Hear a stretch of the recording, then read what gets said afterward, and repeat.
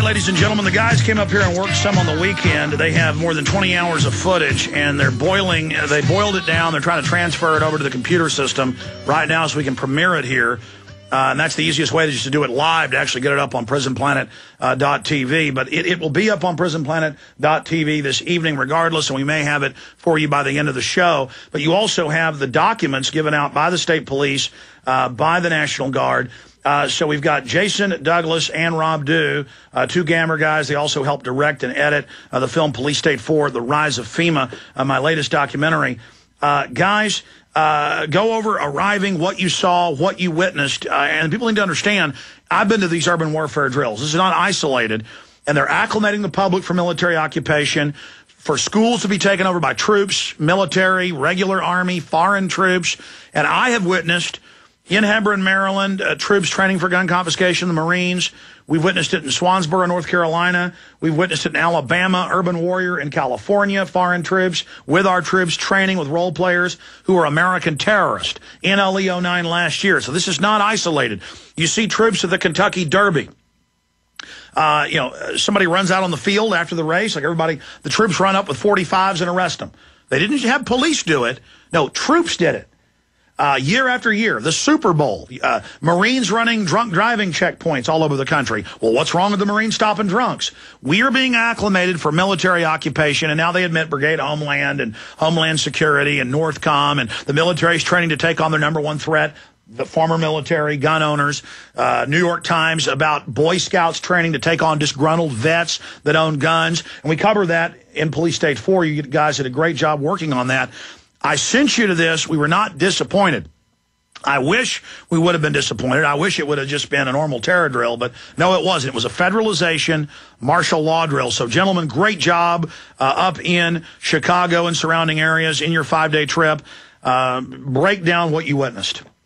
All right, well, we arrived on Saturday, and we scattered out some of the locations that they were putting out in their press releases of where these events were going to be taking place. And we had a hotel pretty close to the first one, which was in Oak Lawn. It was a train station.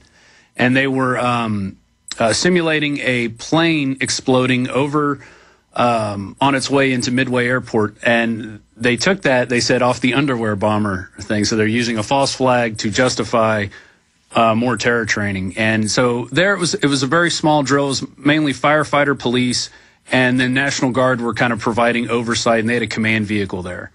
The next day we went to Toyota Park, and that was the big that was where their big staging ground was. That's where, the 400 to 500 National Guard troops were going to show up. And from there, they were going to deploy to the different events around the city of Chicago, which is it's huge. I don't know if you've never been there, it's really big. There's a big downtown and then an even bigger suburb. And so then the next day, we went to their second. It was like a smaller command staging ground in Elk Grove, and we saw a lot of their technology that they were using. They gave us a couple interviews, and then we went down to Bensonville, which is, you had a caller earlier today, I was listening, he said that he saw, some stuff going on in Bensonville, and that's where the main... He was saying he saw you on the news. Yeah, well, I mean, I was all over the place. Both me and Douglas were just shooting video everywhere, and, we just went right up to the National Guard, we got our press passes from them, and they pretty much gave us carte blanche on shooting whatever, and, we just asked questions, they answered them. They mentioned that... What about nighttime drills, the Guard running around the streets at 1 a.m.? Now, there was one nighttime drill that we went to, and it was run by the city, and that was a couple days later, and they were very standoffish about letting anybody... That was a gun confiscation drill. That was the key. Well, they were going into a train with the SWAT team, and they didn't want the SWAT team shown, and then after that, they were doing decontamination. Mainly what the National Guard, from what we saw, was they were doing decontamination exercises of people, except with the one terror drill where they were going to take out some terrorists and then free some hostages, and then there was a chemical spill in there, and that was with the Boy Scouts. They were all... Okay, we're going to get to the Polish troops and the video you have of this, and of course we'll also hold up some of these documents you have. We can show the document cam from the ceiling and see some of those. But Douglas, give me your take and breakdown, your report on what you saw. Well... The thing that was difficult to wrap your mind around was that they would couch these, each segment of this training exercise was couched in something that was completely innocuous. You know, a plane crash. Of course, it's a plane crash, but then all of a sudden they start swinging into there was terrorist information found inside of the plane. And then they're, you know, interrogating the people who just fell out of the sky. You know, they take these training exercises, they have all these different spins that happen with them, and so it's not the original just a plane crash, it's all of these other things, and they're following this trail of where, you know, they got information from citizens who just fell out of the sky, and now they can go in any direction that they want. Or, well, yeah, you'll have the cover story. It's like, oh, we're training for Macedonia, and then you get there, and they're training to take over San Francisco in the Urban Warrior one I went to with the Marines and the foreign troops in Oakland. I have the footage. It's in Police State 2000, and it's all there, them saying, you know, we're trying to take on Americans in San Francisco, and they have mock interrogations. Where'd you get the weapons? Where'd you get the helmet? Well, I got it in San Francisco. Well, why are you in Oakland? You know, I'm an American. No, not the camp. I have rights. That's all on video. And it's always the same, you know, for the public. It's like, oh, we're doing a bomb decontamination drill. And then you find out it's a takeover of the city council, or it's a takeover of the county commissioner's office. I mean, I've seen this in Texas. I've been to them in Texas. So you have the cover story, and then as you said, it then goes off into all these other directions. Yeah, we were told several times that the Polish troops were only going to be there as observers, and then we find out there's Latvian troops there because Michigan's sister country, Warsaw Pact country, is Latvia. So they have Latvia troops there because the Michigan National Guard was also participating. And then Illinois is with Poland. So and again, this just is compartmentalized. This gets our troops trained to foreign troops. Sure. It gets the other foreign troops. And now in NLE 09, they admitted 14 nations trying to, quote, take on American terrorists. And so now the news is saying, oh, in an emergency, Canadian and Mexican troops are going to help in America. And then we had our troops up at the Olympics helping run checkpoints. See how we're all being acclimated. Oh, yeah, and they do it under the guise of, oh, this is to share information and brotherhood and all this stuff. And well, that was like in Iowa when we had the colonel on that you got on. He said, yeah, we were training for gun confiscation, but what's wrong with that? You're making it a conspiracy theory. And I said, well, no, you're and then the news wrote an article about me, the conspiracy theorist, who scared the town about gun confiscation, but their original article said they worked with a local gun dealer who played the part of the terrorist, and they were going door to door and cardoning for a gun confiscation. He even admits it. You were looking for weapons caches. Yes, we're doing a gun confiscation drill, but you shouldn't be upset about it. Right.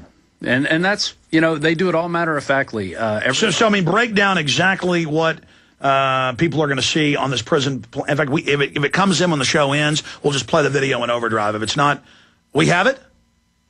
Awesome. It transferred. How long is this video? Well, I cut it up into two parts. What you're going to see right when it starts is the guy, Captain Bright, who was kind of our liaison, who was taking us around, and then the head of the Polish of their command group. There was about 13 or 14 Polish soldiers along with firefighters. And then I guess the best thing to describe is Polish FBI. They wouldn't come on camera, and they were kind of standoffish to us, but it was three individuals who just kind of they were observing the whole time, but they were their equivalent of the FBI is what. Now, I haven't seen this yet. I mean, for radio listeners, do we need to narrate this?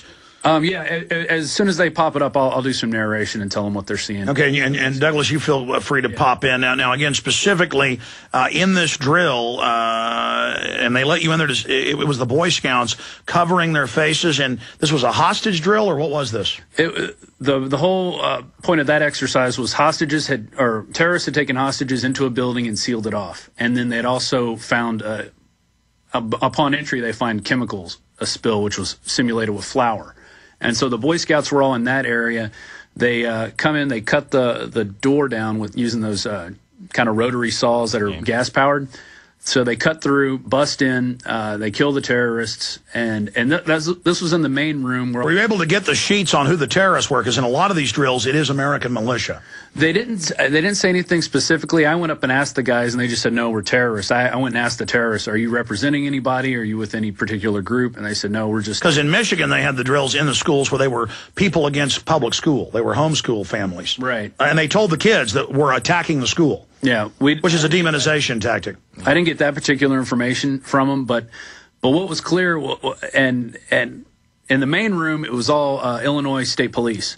And then we look over, and there's this little spiral staircase, and all of a sudden there's Polish troops there, and they never mentioned that they were going to be participating in the exercise. And all of a sudden they start coming down the stairs, and then they're kind of cordoning off the Boy Scouts at gunpoint, and they're holding them there. And there was another terrorist staging group there, and they actually used a stun grenade. Oh, really? There, yeah. Well, I want to add that in Road to Tyranny, we interview a Marine Corps captain who in the 80s was actually raiding gun dealers' homes and offices in a police jacket. And so they've actually got military engaging in raids everywhere. That's the next level of secrecy. Well, and one of the exercises was taking down a meth lab. They find a meth lab, so it's automatically this, instead of a local law enforcement issue, it becomes a terrorist plot because it's, chemical or biological, or, they kind of just take, meth lab and turn that into... It's mission creep. I mean, that's like they charged Atari with weapons of mass destruction.